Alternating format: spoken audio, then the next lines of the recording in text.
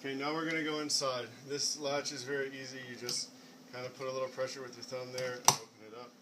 It has a screen door, which doesn't lock, so if you really need it, you can just kind of tape it or whatever. Under here, under this step here, are your house batteries. Whenever I stop the RV for any length of time, go ahead and pull this open. That's going to break any electrical currents that are going through the batteries, and it will minimize the risk of running down the batteries while you are just hanging out. If you want to use it, always close it. That puts everything back in line, and you can start the generator through. So why would they ever need to use this? They want to always use it whenever they're running, to use the outlets, to turn on the lights. It runs the whole, what we call the house. But if you're not going to be in here for a day or two, just go ahead and turn these batteries, or disconnect these batteries by doing that. And then you always want to put this cover back on, and then just close this step. So you could leave it like that? Yep. We just had the batteries worked on, so there should not be a problem, but if it is, if you come in one day and the batteries are dead, you can't start the generator, the lights, the outlets, nothing works, it's probably because that ran the battery down. Gotcha. Okay, so let's go ahead and go inside. This is the main control panel. What we're going to do first is open the RV up so that we have some more room. That's very easy. Make sure that there's no obstructions on the left side of the RV, because you're going to pull the living room out about 3 to 4 feet. So all I do is just push out and hold it until the room opens and stops. The living room button. If you can film that. Okay. Okay, really. And you'll see when it stops, it kind of cantilevers up and stops. Very easy. Now to turn the generator on inside, there's a start-stop switch, a toggle switch. Just hold the start button until the generator roars. I don't know if you'll be able to hear it here, but let's try it. Alright, there it goes. Easy peasy. Generator. So everything now is working. You know, water, that's your water pump. If this is off, the toilet won't work, the sinks won't work, nothing will work water-wise, so you have to turn that on. Also turn the electric on, that will give you your outlets. Everything else should work. I would not use the LP gas unless you want to. Unless it's somewhere that's really, really cold and you want to heat the tanks maybe, but I don't think you need to do that. Just run this if you're going to run the grill. Other than that, these are all your gauges. You want to run a test. Right now the holding tank is saying full, but it's empty. I do have a little bit of chemical in there to try to break up some toilet paper and stuff that's stuck on the sensors.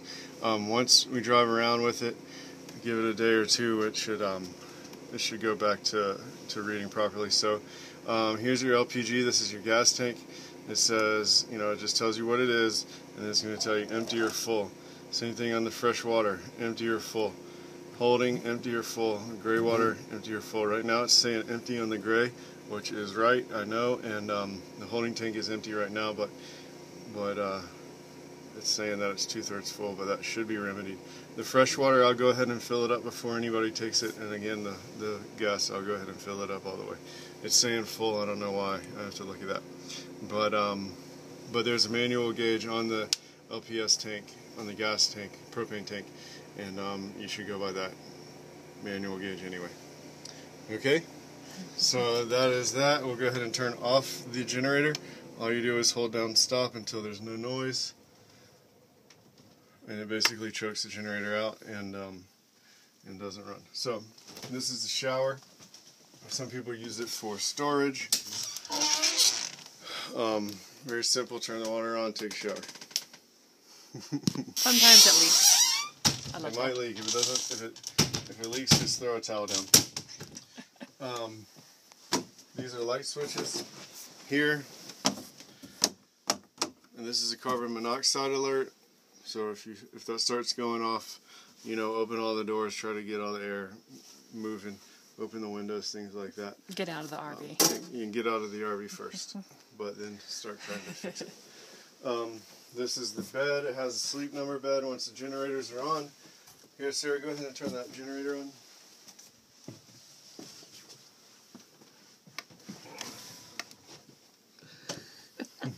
Okay, you have to, there you go. Alright, the electric is on. So now you see these are working. All you do is you change the number up and down and you find your own sleep number. Here's some storage, some racks for hanging up clothes, things like that. Let's see. Okay, on this side of the bed, you have the same thing, sleep number. So, there you go. Now right here is a panel. If you have some troubles with anything not working, usually you troubleshoot it just by going here, making sure everything's on, making sure none of these look singed or charred. And if they are, you just switch it out. There's some in the driver's side door. They're spare fuses. That's pretty straightforward. Everybody knows how to do that.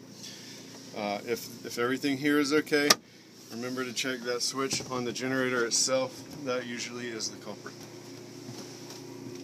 Alright, light switch again. I'm going to give you all kind of light. This is the head.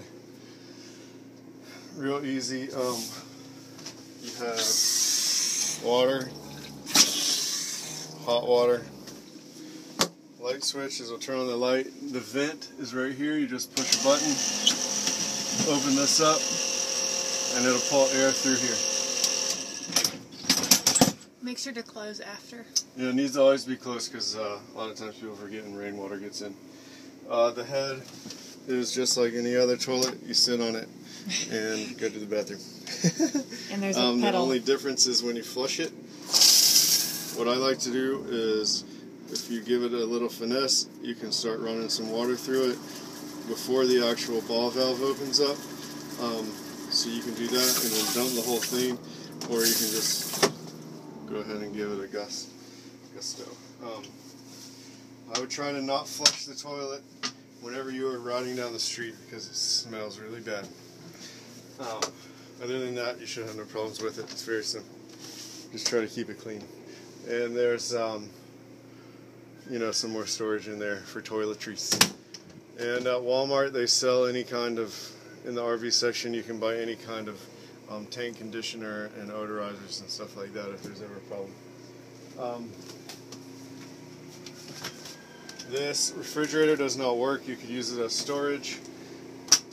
There's a leak in the cooling system, so it just doesn't work.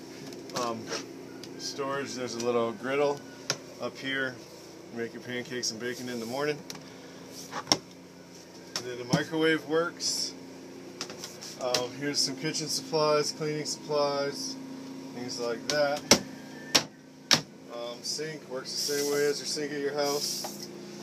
Oven, this is a gas range. It has an automatic pilot, so once you turn it on, the pilot starts and you're good to go. If you want to vent anything, it's right here. There's a light and a vent. Up here there's a blender. This is an iPod speaker, really nice one. It's an iHome, you know, speaker. It has a dock. You just plug your iPod into there And the camera will be up here. All the electronics. All the electronics, everything, all your Computer. social media stuff is in here. Your camera's in here. There's a Verizon mobile wireless card in here. To create a cloud. Yes, so you can create a wireless cloud, and it's all in here. This is an Apple computer. So you have a laptop. You have the camera. I don't know where. Here's the Verizon cloud. All you do is just plug it in, and it will power itself. It's charged right now. You can, once it's set up on the computer, you can just unplug it and you can put it in your pocket or whatever. I would just keep it on the RV, and then you can run it that way. But try to make sure you always turn it off.